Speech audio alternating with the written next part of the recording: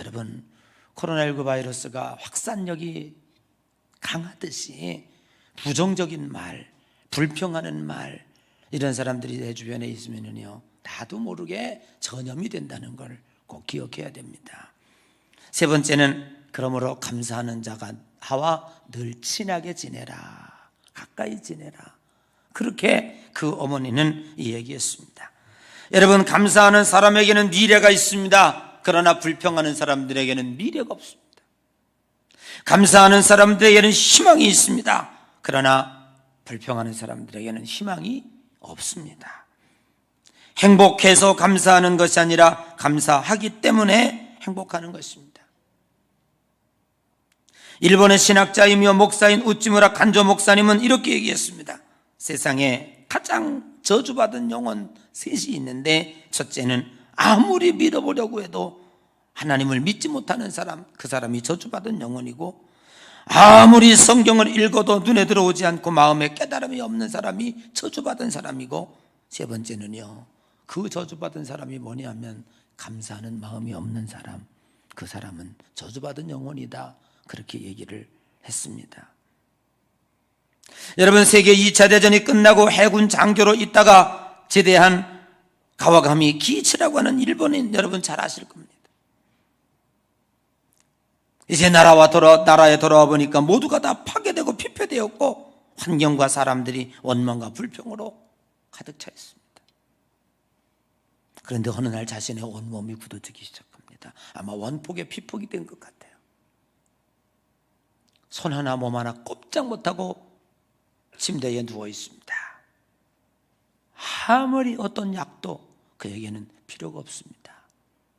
그런데 어느 날 어떤 사람이 한번 1만 번 감사를 해보십시오. 왜냐하면 아무것도 다 움직이지도 못하고 입만 움직여 말만 할 수 있는 거예요. 할 수 있는 게 없어요. 그래서 밑지는 셈 치고 침대에 누워서 아침에 일어나서 밤늦게까지 감사 10,000번을 했답니다. 기적이 일어납니다. 손끝이 움직이기 시작합니다. 발끝이 움직이기 시작합니다. 그러더니 온 몸이 회복돼. 그가 쓴 책이 1만 번의 감사입니다. 여러분, 감사는 덧셈과 같고 곱셈과 같습니다. 감사를 하면 할수록 은혜와 축복이 쏟아집니다. 그러나 불평은 뺄셈과 나눗셈과 같습니다. 하면 할수록 행복을 갉아먹습니다. 하면 할수록 불행의 늪으로 빠져 들어가는 것입니다. 어느 학자들이 조사했습니다. 전 세계적으로 감사한다는 말을 제일 많이 하는 민족이 누구냐? 단연코 미국 사람들이었습니다. 그들은 땡큐라고 하는 말이 아주 몸에 배었다는 거죠. 미국이 똑똑하기 때문에, 인구가 많기 때문에, 탁월한 민족이기 때문에? 아니요. 세상에 오만 잡동사니들이 다 모여 사는 나라입니다. 오늘날 이렇게 여전히 세계의 강대국이 될 수 있는 이유는 그 속에 흐르고 있는 민족성입니다. 국민들이 늘 언제나 감사, 입으로 감사를 나눈다는 거죠. 조사를 해보았습니다. 소득이 높을수록, 인컴이 많을수록 감사한다. 소득이 적은 사람일수록 감사가 없더라. 이게 리서치에서 조사한 겁니다. 그러면서 결론을 이렇게 내었습니다.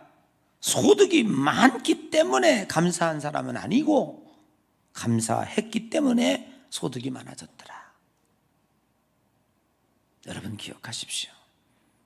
우리는 내 생활이 안정이 되었기 때문에 감사했던 것이 아니고, 감사하니까 그러한 삶이 주어진 것입니다. 복음을 전하며 고난당한 사람, 가장 어려움을 겪은 전도자 단연코 바울입니다.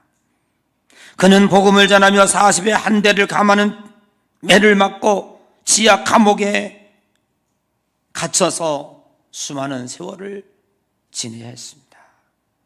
그가 갇혔던 빌립보 감옥을 가본 일이 있었습니다. 어떻게 여기서 살았을까?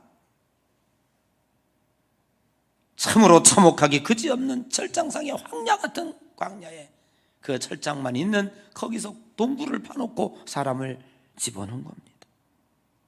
그럼에도 불구하고 사도 바울의 편지에는 늘 언제나 감사가 넘쳐나고 있습니다.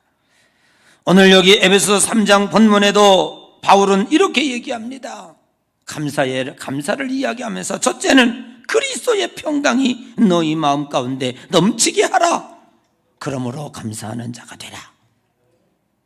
감사하는 자가 되기 위해서 세 가지를 얘기하고 있는데 그리스도의 평강이 너희를 주장하게 하라. 그러면 그리스도의 평강이 우리를 주장하는데 그리스도의 평강은 언제 옵니까? 여러분, 평화, 샬롬, 평강, 안정, 이건 어떻게 옵니까? 전쟁이 나면요 평화가 깨지게 돼 있어요.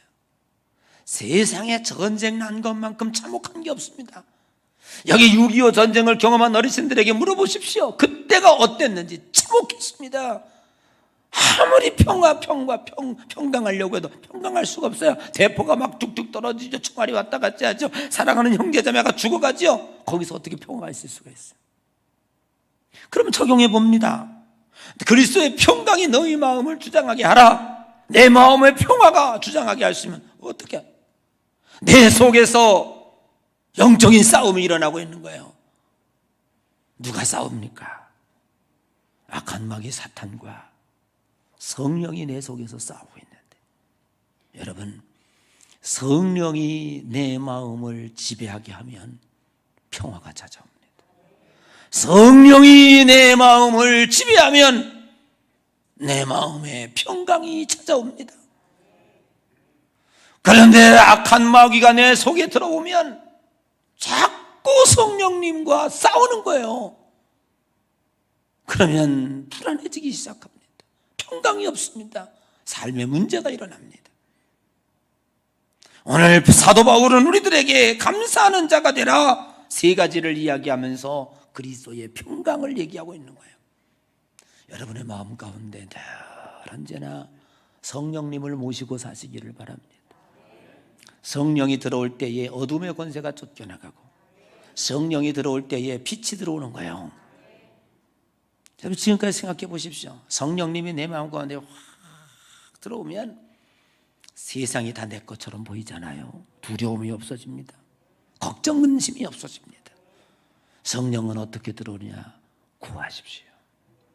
구하라 주실 것이요 찾으라 얻을 것이요 두드리라 열 것이니라. 악한 자라도 자식에게 좋은 것을 줄 알거든 누가복음에 하물며 구하는 성령을 주시지 않겠느냐. 아멘. 구하는 성령. 성령님은요 인격적이신 분이기 때문에 마귀는, 사탄은, 귀신은 초청하지 않고 도둑처럼 들어와요. 그래서 마귀는 어디로 들어와요? 이 뒤로 들어와요. 여러분, 뒤통수로 들어와요. 성령은 어디로 들어와요? 여러분, 눈으로 들어와요. 정면으로 들어와요. 누구든지 그 문을 열면 내가 그에게로 들어가 그로 더불어 먹고 그는 나로 더불어 살리라. 내가 문을 열어야 돼요. 내가 문을 열지 아니하면 성령님은 들어오지 않아요. 성령님 내 속에 들어오십시오. 그리고 나를 주장해 주십시오. 내 속에 평강을 주십시오 라고 고백해야 돼요. 그 순간에 들어옵니다. 성령님이 여러분의 삶 가운데 들어오면 여러분의 삶에 평강이 주어집니다. 아멘. 우리의 삶이 왜 이렇게 복잡하고 어지럽습니까? 내 삶이 왜 이렇습니까? 그 비밀을 아직도 모르십니까? 마귀가 와가지고 온갖 장난질을 해놓는 거예요.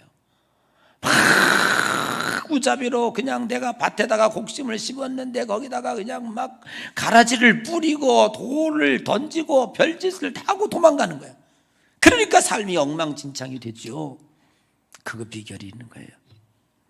사도 바울은 분명히 알았습니다. 평강이 너희 마음을 주장하게 되하라. 평안의 마음이 내 속에 들어와야 감사가 나오지, 전쟁하는 가운데는 평강이 없어요. 그것은 오직 비밀은 하나, 성령이 내 마음을 주장하게 해야 됩니다. 많이 있고 없기 때문에 감사 나오는 게 아니라니까. 여러분 오늘도 성령님을 모시세요. 에? 하나님 믿으면서. 근데 이 불교 믿던 분들이 예수 믿으면요 참 주님과 친하게 지납니다. 하든 가락이 있단 말이에요 이게. 그런데 우리 예수 믿는 사람들은 이걸 못해. 이걸 비나이다를 못해. 성령님 비나이다 내 속에 들어오십시오. 이걸 못한다니까. 자, 두 손 모아봐.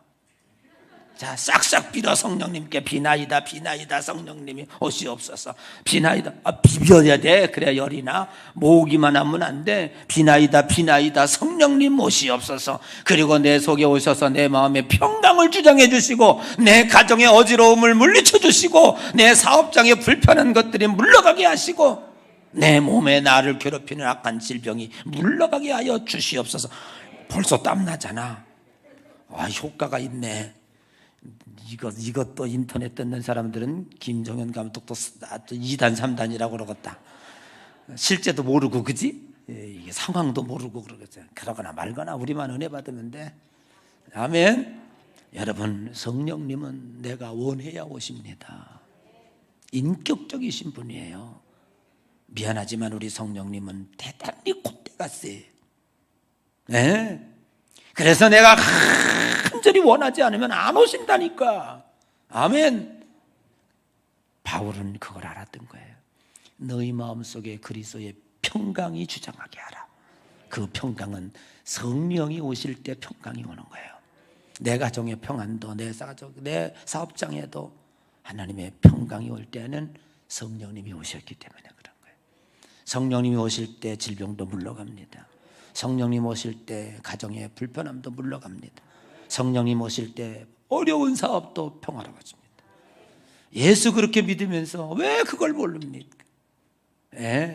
성령이 능력입니다. 성령, 디나미스, 다이나마이트, 그런 폭발적인 힘이 있는 거예요. 두 번째는 뭡니까? 그리스도의 말씀이 너희를 주장하게 하라. 이게 두 번째 권면이에요. 여러분, 우리가 감사하는 자가 되려면 하나님의 말씀이 나를 주장하게 해야지. 자꾸 깨면 텔레비 먼저 보고 뉴스 보고 세상 보고, 그러니까 흔들리는 거예요. 그러니까 악수를 두는 거예요. 하나님의 말씀을 믿으세요. 약속의 말씀을 믿으세요. 흔들리지 마세요. 하나님께 약속 믿고 나가면 꾸준히 가요. 제발. 나는 우리 성도들에게 부탁하는 거예요. 세상에 찰싹거리는 파도 보고 두려워하지 마시고 하나님의 약속의 말씀을 굳게 잡고 그 말씀 붙잡고 기도하세요. 아멘. 반드시 하나님은 여러분을 축복하실 겁니다. 반드시 여러분에게 능력을 베풀어 주실 겁니다. 언젠가는 오실 거예요. 그러니까 흔들리지 말고 주의 말씀이 너희들을 주장하게 하라. 세 번째는요, 그를 힘입어 감사하는 자가 되라. 17절. 집에 가서 읽으면 시간이 없어. 그를 힘입어. 그가 누굽니까? 우리 주 예수 그리스도를 힘입자, 그 말이에요.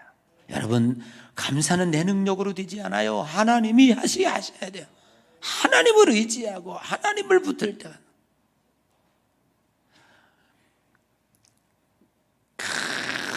큰 캠퍼스 안에 평화라고 하는 제목이 주어졌습니다. 뭐 바람이 쌩쌩 부는 바닷가에 풍랑이 치는 바다, 거기에 어떻게 평화가 있을 수 있습니까? 근데 가만히 보니까 그 바위 반대편 쪽에, 그 바위에 조그만 구멍이 하나 있는데 거기 새가 있어요. 거기 새집이 있어요. 그 새집이 이렇게 평화를 유지할 수 있는 이유는 바위 때문인 거예요. 바위가 모든 반대편에서 오는 파도와 풍랑과 폭풍우를 다 막아내는 거예요. 여러분, 우리 기독교인도 마찬가지입니다. 내 힘으로 이 세상을 어떻게 살아갑니까? 진짜 원망 불평 나오죠. 그러나 내가 힘있게 살아갈 수 있는 그 능력은 하나님으로부터 오는 겁니다. 하나님이 나를 지켜주시고, 하나님이 나의 바위가 되어주시고, 하나님이 나의 지팡이가 되어주시는 거예요. 이것이 그렇기 때문에 바울은 우리들에게 이렇게 얘기하고 있는 거예요. doing, 조건이 아니다. 그렇기 때문에가 아니다. being, 감사하는 자. 우리 기독교인의 아이덴티티는 감사예요. 무조건 감사합니다. 하나님이 우리와 함께 계시기 때문인 줄로 믿습니다. 감사와 불평은 현상의 차이가 아니라, 즉 많이 가졌느냐 적게 가졌느냐의 차이가 아니라 관점의 차이라는 것입니다. 모든 것이 내 것이라 생각하는 사람에게는 감사라는 단어는 존재하지 않습니다. 모든 것이 하나님으로부터 받은 것이다. 하나님께로부터 왔다고 생각하는 사람에게는 모든 것이 감사합니다. 그래서 욥은 이렇게 고백했습니다. 주신 이도 여호와시며 거두어 가신 이도 여호와시오니 내가 어찌 하나님을 원망하겠느냐. 감사할 때 감자는 느낄 감자입니다. 감사는 두 가지가 충족돼야 됩니다. 첫째, 느끼는 겁니다. 느끼는 건 뭐예요? 남아있는 것으로 감사하는 겁니다. 없어진 것 생각하면 불평과 원망이 나올 수밖에 없습니다. 그러나 있는 것 바라보면서 있는 것을 통해서 하나님 앞에 감격할 줄 아는 사람, 그 사람이 감사의 사람입니다. 여러분, 아직도 감사할 수 없는 분 있습니까? 원망과 불평에 빠져 있는 분 있습니까? 그래서 질병의 나락으로 빠져들어가고 사업은 점점 망하고 그 우거지상하는 집에 누가 밥 먹으러 가고 싶어요? 그렇게 웃고 환영하는 집에 가고 싶죠. 여러분, 하나님의 성령도 마찬가지입니다. 여러분의 얼굴이 찌그러지고 말에서 불평이 나오면은 금방 누가 알아차립니까? 악한 마귀 사탄이 너 나와 비슷하거나 유유상종이에요. 그래서 자기 친구 되자고 마귀가 들어오는 거예요. 어떻게 7 마귀 데리고 들어오는 겁니다. 거기에 역사하는 겁니다. 그러니까 오늘 우리들이 생각해야 돼요. 감사는 어디에 존재하느냐? 남아있는 것 보면서 감사하는 거예요. 아멘. 우리가 코로나 때문에 이런 것도 많고 불편한 것도 많고 힘든 것도 많았어요. 그러나 오늘 우리는 감사할 수밖에 없어요. 여전히 건강해서 오늘 이 자리에 앉아있는 것 감사하잖아요. 오늘도 굶지 아니하고 여전히 새끼 먹고 와서 그래도 건강하게 예배할 수 있는 거 감사하잖아요. 하루에도 3,000명이 넘는 사람들이 확진자의 소식이 막 지금도 막 불안하게 들려오는데 그래도 2년 동안 지켜주신 거 감사하잖아요. 그래도 뭐 확진되었다가 했다고 할지라도 이 중에는 한두 명이 있겠습니다만은 건강하게 회복돼서 오늘 예배할 수 있음에 감사하잖아요. 아멘. 여러분, 우리는 하나님 앞에 잃어버린 것 보면 감사 없어집니다. 남아있는 것 보고. 아멘. 남아있는 것 보고 하나님 앞에 감사했어요. 왜요? 두 번째입니다. 모든 것은 하나님의 것이기 때문에 그렇습니다. 내가 가지고 나온 것 이 세상에 아무것도 없습니다. 오직 모든 것이 다 하나님의 것입니다. 하나님의 것이기 때문에 감사하는 겁니다. 저는 지난 한 주간 동안 평생을 선교에 바친 분들과 함께 지냈습니다. 그들을 위로하고 격려하고 세미나하고, 그분들이 한 사람 한 사람 다 나와서 자기 간증을 하고 발표를 하는데, 여러분, 한결같이 다 어려움을 겪는 선교사님들, 그 중에 80%가 여자 선교사들인데 어떤 분은 결혼한 분도 있고, 대부분의 분들이 처녀의 몸으로 가서 수십 년 동안 이국 땅에 가서 오직 그리스도의 복음 하나 가지고 전도하던 분들이에요. 제가 알고 있는 분들 인도 선교사님, 옛날에 아웃리치 가서 배웠는데 거기 가서 인도 처녀의 몸으로 인도를 가서 선교하다가 한 남자를 만나게 되었고, 그 남자를 전도해서 감리교신학대학에서 신학을 공부해서 인도에 돌아와서 목사 안수를 받게 해서 이 두 부가 열심히 주의 사역을 했는데 코로나 확진이 돼서 남편을 잃었습니다.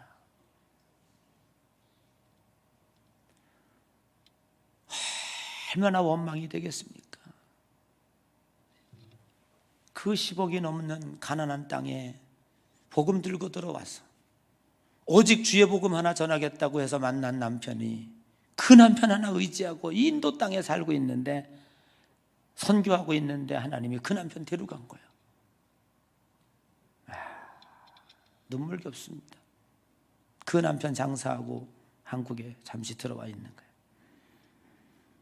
터키 선교사입니다. 여성의 몸으로 그 이슬람 문화에 가서 하나님의 말씀을 전하고 그 위험 속에서 언제 갇힐지 모르는 굉장히 위험합니다. 터키 이슬람. 나이가 한 60 되셨는데요, 대장암에 걸린 거예요. 대장을 다 잘라내고 그분에게 최고의 고통은 화장실입니다.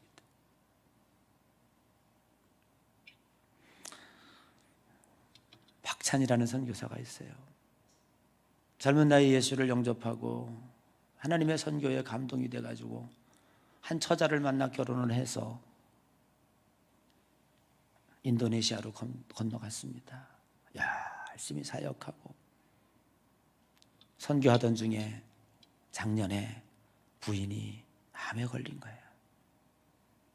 거긴 치료할 수 있는 길이 별로 없어가지고 한국에 들어왔는데 결국 금년 6월 달에 세상을 떠났습니다.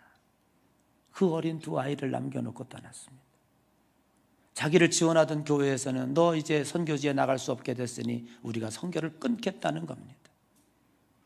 이제 그 두 아이를 어떻게 키울 것이며 막막하게 그지없습니다. 많은 사람들이 일주일 내내 그들의 한 사람 한 사람 간증을 들으며 전부 눈물을 흘렸어요. 근데 놀라운 사실이 있습니다. 한 사람도, 그 중에 한 사람도 원망함이나 불평함이 없었다는 거예요. 지금까지 나 같은 죄인 써주심에 감사하고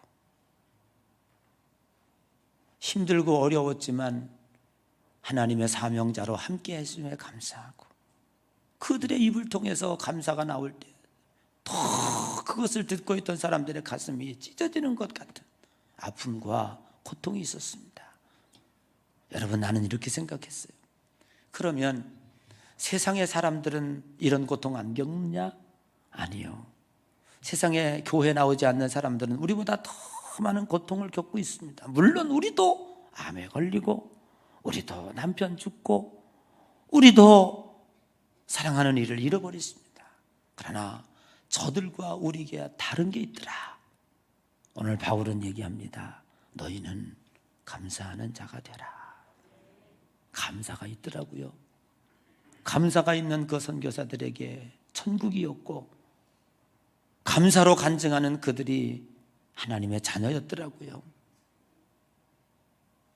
이 세상은 어차피 떠나갈 건 떠나가고 잃어버릴 건 잃어버립니다.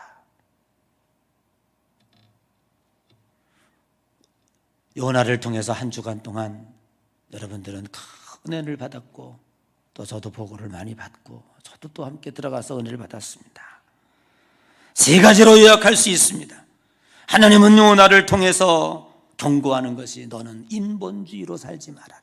휴머니즘입니다.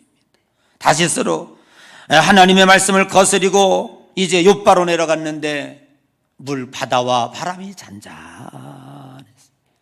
득이한 줄 알고 다시스로 가다가 풍랑을 만났습니다. 오늘 우리는 세상을 바라보다가는 큰 코다칩니다. 세상이 우리에게 평화를 주거나 우리에게 행복을 주지 못합니다.